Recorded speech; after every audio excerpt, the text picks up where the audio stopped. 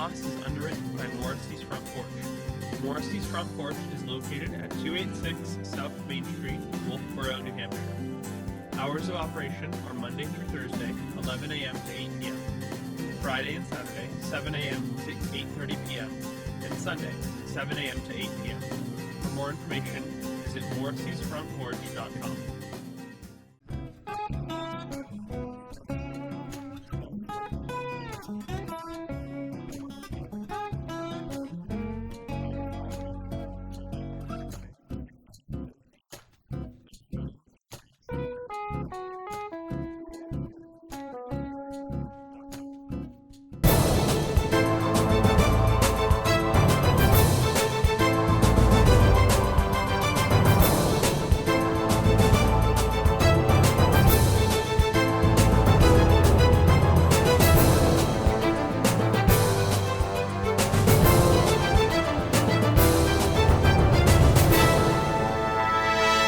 Good afternoon and welcome to Mike and the Hoss on Wolfeboro Community Television. I'm Mike Danais. And I'm Charlie Hossack. Charlie, we actually have a full tilt today. We do. We have Coach Bartlett's going to be joining us a little while. Yep. He's the strength and conditioning coach for Kingswood, and he's going to share a little bit about his program. And he certainly has made an impact in the schools.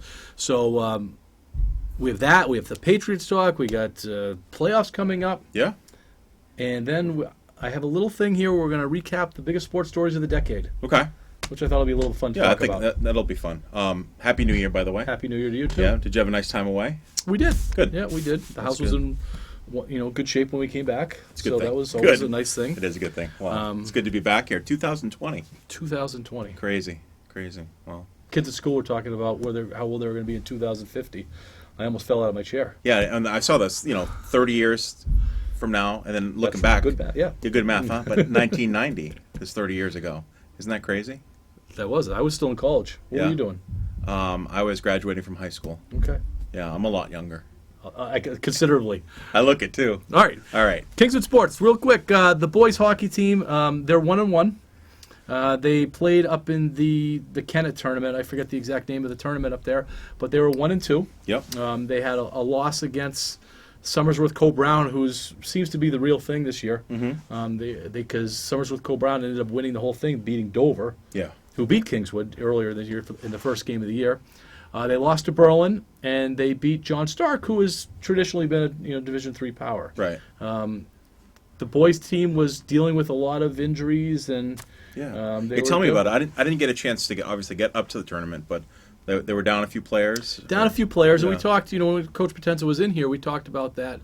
They don't have, necessarily. I thought a lot of kids did step up and fill those roles pretty well. Right. But again, it became a depth issue where they were playing basically with two lines the whole time. Wow. And back-to-back games, made it tough. I think that some good things came out of it. Some kids that don't normally get a lot of playing time were able to get some playing time and showed some stuff. So that's good. That was good stuff. Yeah. The girls lost to Oyster River the other day. They did. And I did make it to some of that game, and Oyster River obviously is the real deal. Yeah, what a great team. A lot of talent on Oyster River. A lot of talent, a lot of skill position stuff. Their home rink is UNH. Which is a big ice surface. Yeah, beautiful ice surface, and it's, like you said, it's huge. But, they're well coached, and those girls have been playing hockey for a long time. And I know a couple of our players on Kingswood play on some travel teams with the girls in Oyster River, and they've been playing since they could walk. And the difference of having a couple girls playing on travel team and a whole team playing on travel team, and that's, is really a big deal, because the part that I was watching, Oyster River, and this is not a slight against Kingswood, but they are obviously on a different level than where Kingswood was at, and they were able to control the puck and basically play a keep-away game from Kingswood for the better part of a period and a half. Yeah. And it was impressive on Oyster River's part. Frustrating, and you and I have gone back and forth with this a little bit. It's not just Oyster River. Right. It's Oyster River and Portsmouth. Yeah. So it comes back to that question that we ask ourselves: are teams combining to put a team in, or are teams combining to put a more competitive team in? Powerhouse in. Right. And it seems to me that Oyster River is oozing. Yeah. Talents. Right. I mean, we had talked during or in between one of the periods, and what you would consider some of their second-tier players are pretty darn good. Yeah. And who did they end up cutting from that group? Yeah, I don't know. But the state has to get a hold of this because, Kingswood playing in Division II, is that a disadvantage not having, especially in a sport like hockey? Well, girls hockey, there's only one division in the state. There's only one division in the state. That's all you have. We were looking at it. Division III has a lot of, in the boys section, Division III has a lot of combined schools. Division II has fewer. Right. And Division I has like one. But are we forcing teams to go into this combined route? Not to supply a team, right, but to be competitive with a team. And we may be, based on what we're seeing. Yeah. So, boys basketball, a little disappointing. They lost in the Guilford tournament. Yeah. And we kind of had them pegged for winning. Coach Place was Yeah. definitely feeling that they were going to win that one. Yeah. He had joked about how they always end up second place. Yeah. So, and we just saw him when we were walking in, and he said this might be a good omen for them because they usually do well in that tournament and then falter the rest of the year. He says maybe it's going to turn around. They lost in the semis. They're competing. They are competing. Definitely. They're going to be in all their games this year. The girls team, I didn't get a lot of information on them. I know that they've lost their games so far. The only info that I got was through Josh Spalding, just on his Twitter. Yeah, and I guess they didn't pick up any wins in the tournament. No, and they're taking it on the chin a little bit in these games too. Yeah, we're going to have to get some of their captains, Coach Garabedian, or Coach Garabedian, and just to spin this a little bit. I'm sure good things are happening. Oh yeah, but all we're doing is looking at scores right now. So I'd like to get their perspective on how things team are. growth and all that. Absolutely. And then track, swimming, and skiing. We know that there is a swimming meet on Saturday. Yep, away in Goffstown. So we want to mention that. I think skiing has started. I think so. I'm not positive as far as their meets go. I'm pretty sure it started. That's not only alpine but Nordic. That's right. And we should get actually Coach Arsenault, who does cross country. We should get him in because he does the Nordic ski team. Or we can get Ali Bean in here again. Oh, get Ski Meister. We can get both sides. Yeah. Great idea. We are going to take a break because Coach Bartlett is joining us, so we will be right back with Coach Bartlett. Welcome back to Mike and the Hoss. Coach, we have a nice guest with us today. We do. We have Coach Warren Bartlett, the Kingswood Strength and Conditioning coach. Welcome, Coach. Thanks for having me. Yeah, we've been excited. We've actually been talking about having you on for a while. Yeah. Because what's happening in the strength and conditioning is pretty exciting around here. And Kingswood's been lacking for many years on that aspect. And it feels like we're finally starting to get things going. So first of all, what brings you to Kingswood? Well, I saw an ad in the paper for, head strength and conditioning coach, and I was like, that's the job for me. So I took that, and, here I am. And what was your major in school? I was exercise science and sport physiology. Awesome. Nice. So this is the perfect thing. We see you working a lot with the basketball team, is the team I think that you're known most for right now, as far as because you have a good Instagram going. Yeah, great social media presence, and it really promotes it. What have you seen from the Kingswood athletes that has changed since your short time here so far? Well, for one, I've seen a large increase of traffic in the weight room. And I think a great deal of that is my social media presence. The kids are on that. They say, oh, my God, I got to get in there because, everyone's in there. Basketball, that's my pride and joy. I've been working with them since September. Great. Matt Place came in. He hasn't missed a single day since September. And, he's added 7 inches onto his vertical, 100 pounds onto his squat, and he's taken 0.7 seconds off his 40-yard dash. I can't take all the credit for that because he's been in there for every single day. So 7 inches for a basketball player is pretty significant. Yeah, and he came to me and he's like, Coach, I can dunk now. And I was like, that's awesome. Shut up. Can he dunk? Can he really dunk? He can dunk now. Wow. We're going to have to get Matt Place on. I want to see that. I want to see the video of that. Because I've seen Matt jump before. Pretty tall I want to Yeah. I'm impressed, though, with the speed that he has now. That's awesome. So 0.7. So is there anybody at Kingswood? Because my son came home. He's on the hockey team. And he said nobody at Kingswood's running a sub-5 40. Is there some truth to that? At Kingswood, we got Ethan Arnold, who's running about 4.9 in the 40. Matt Place is around 5'1". There's something to take into account there. Matt's a pretty bigger guy, so he's moving more mass. Yeah. So it's a little tougher to get under 5. I hand time everything, and I post it on the wall. And the kids love that. Yeah. And hand timing is actually a little faster than electric timing. We don't really have that yet here. Right. And they're doing those times in the halls, right? Yeah, in the halls. I measured out 40 yards, and we do 3 40-yard sprints. We don't warm up because I want elasticity in their muscles. And, we do that twice a week, and only 3. That's all it really takes is to see an increase in speed. That's awesome. That's great. And speed is, it's the number one thing in just about every sport. Yeah. I know I hit with my boys all the time. Yep. Speed, speed, speed. So true. You can't teach quickness. Right. You can coach quickness, but you can't teach quickness. And so it's a really important thing. So what are some goals that you have as far as the program goes? Well, the boys have been talking to me that, they want to make a playoff bid and win a state championship. I looked up in the auditorium. I think the last state championship for basketball was about 1965, around then. Wow. So, I think I think we can do that. That's a long time. I watched that Pembroke game, and it was a pretty even game. We were tied, I think, through the half. And but they hung in there, and I think a big part of that is their conditioning that they've had. They've been able to rebound really well.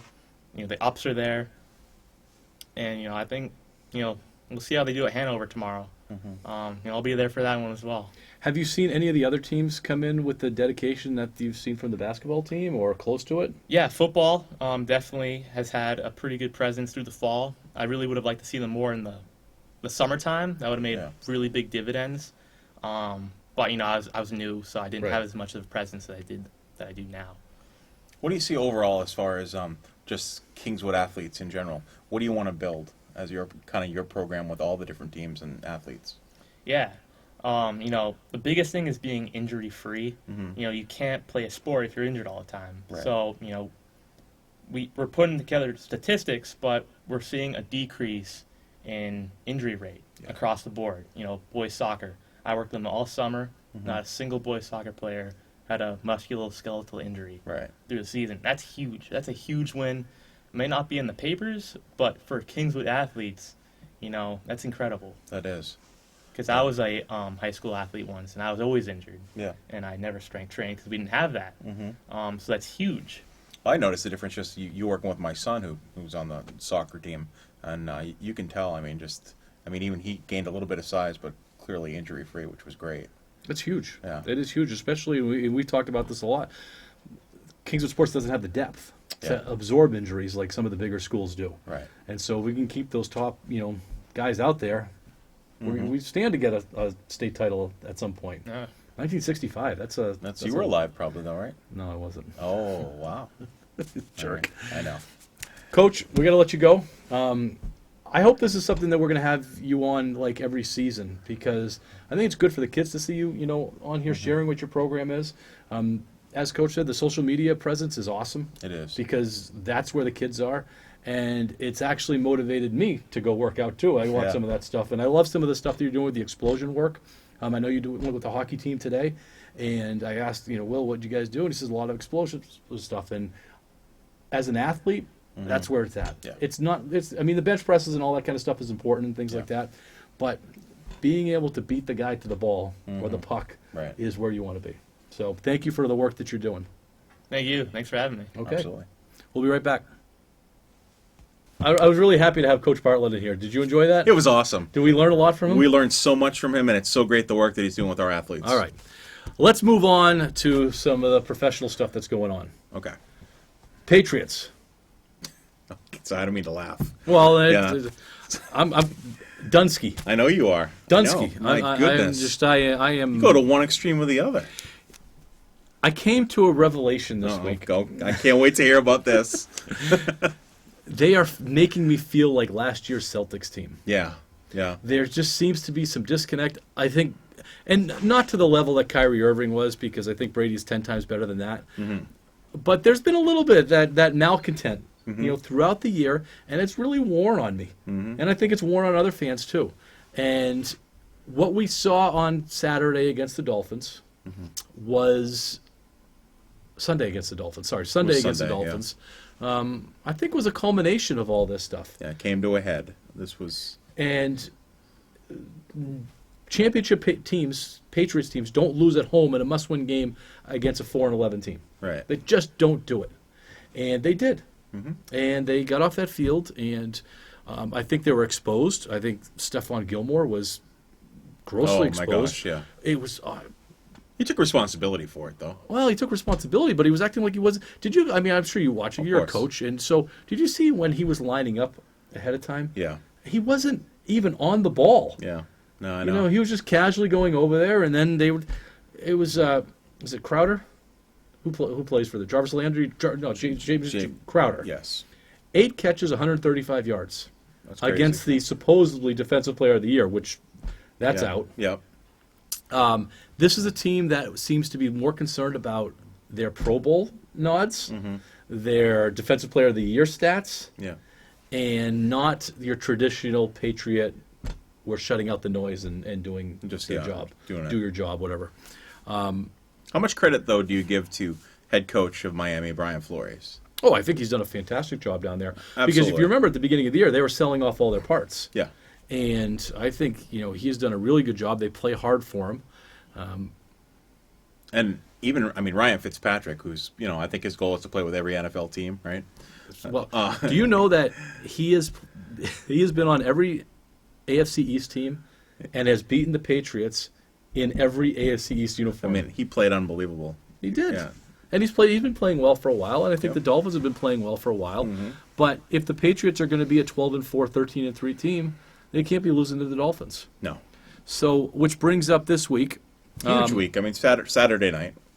Playoffs. Well, actually, before we talk about that, okay. Is this going to be Brady's last game this weekend? Well, no. You want to wait for your picks on that one? I'm going to say no because the Patriots are going to win, but we could talk about that later. So what you're saying is it's Brady's last game once the Patriots are eliminated from the playoffs or win the Super Bowl. I think so. But I don't know who's going to want Brady. He is playing not very well. Yeah.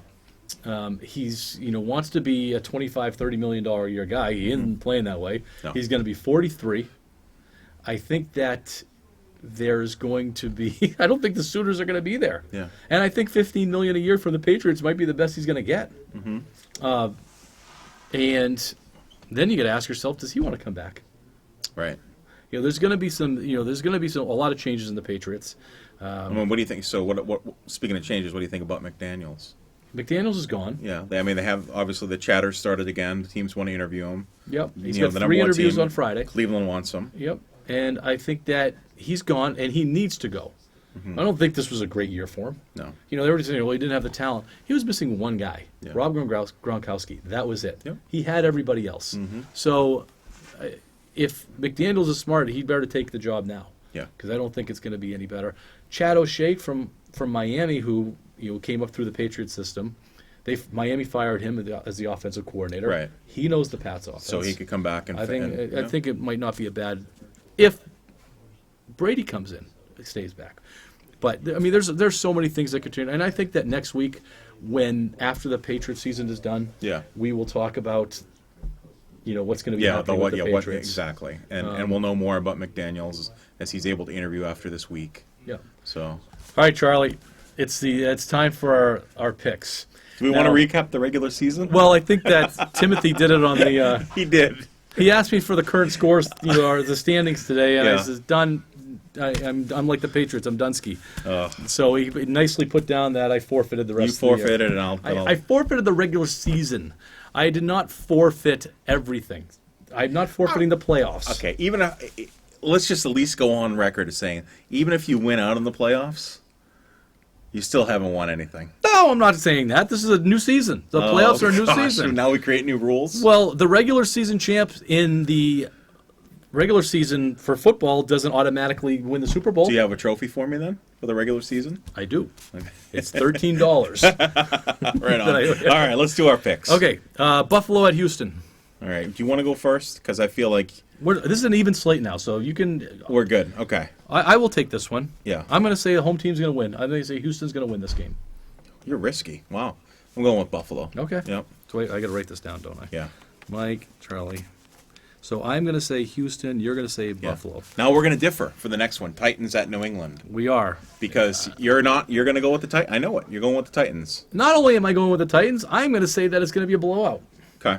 I am Dunsky on the Patriots. I know you and are. it hurts me. With that being said, I'm going to be rooting for the Patriots. Of course, of course.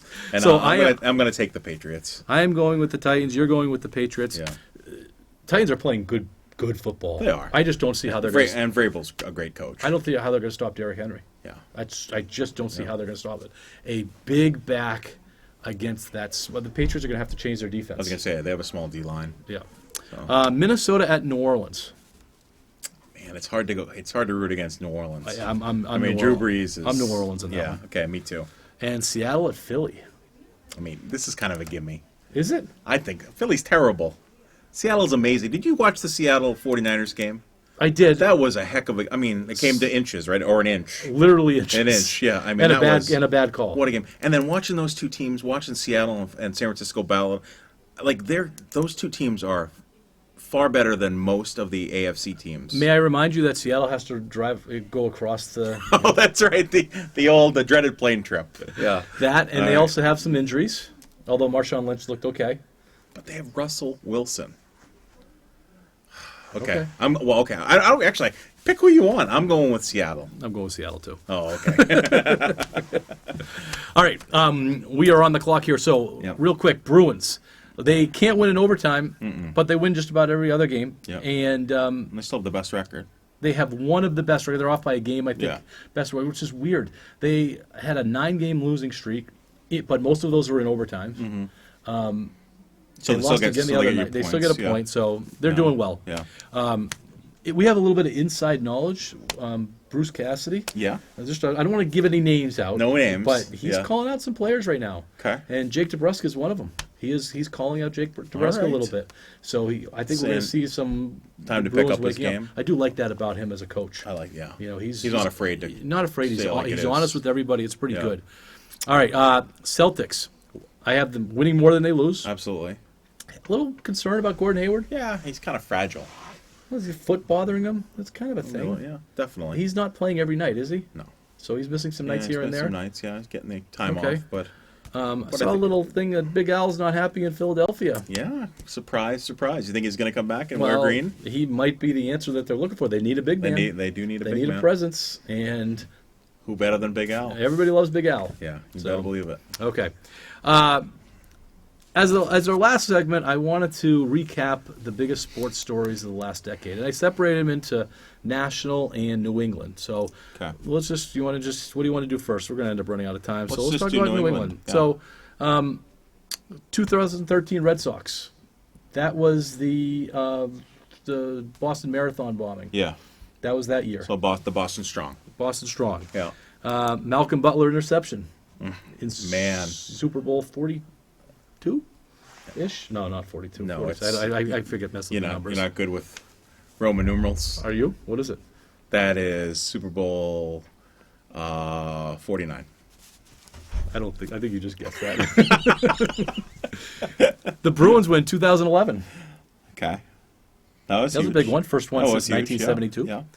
The 2018 Red Sox, which was really nice, but I don't think it was big. The 28-3 comeback for the Patriots. That was kind of a cool game. That was a good one. And New England's 6th Super Bowl. That was last year. Yeah.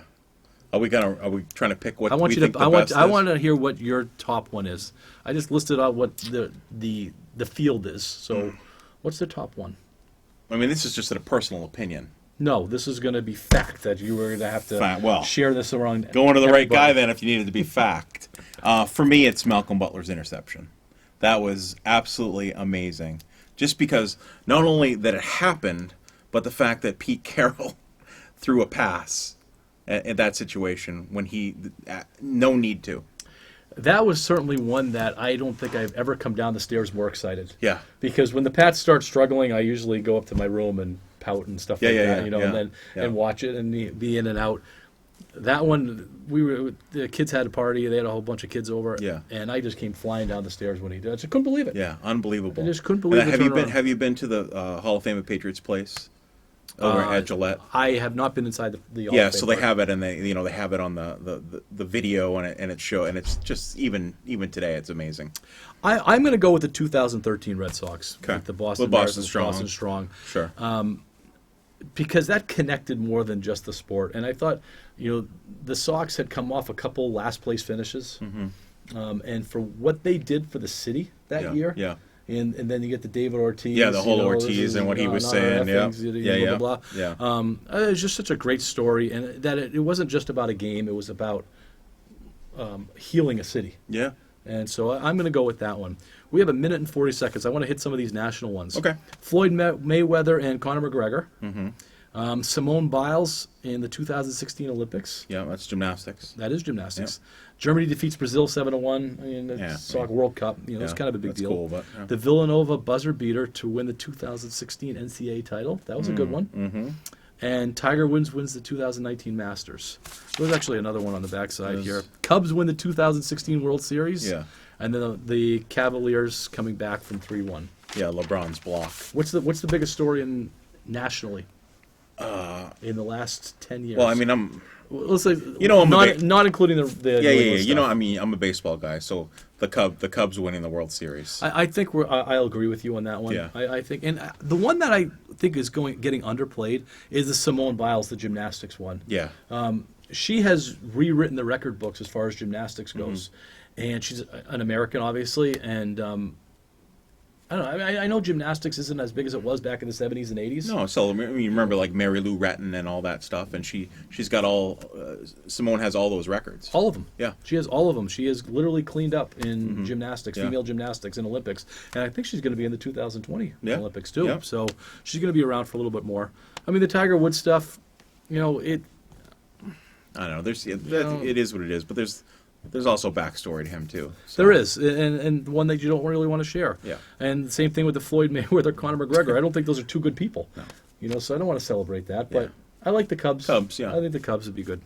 Anything else? I got nothing. All right, that's going to do it for us and Mike and the Hoss. We will see you next week. Go Knights. Go Knights.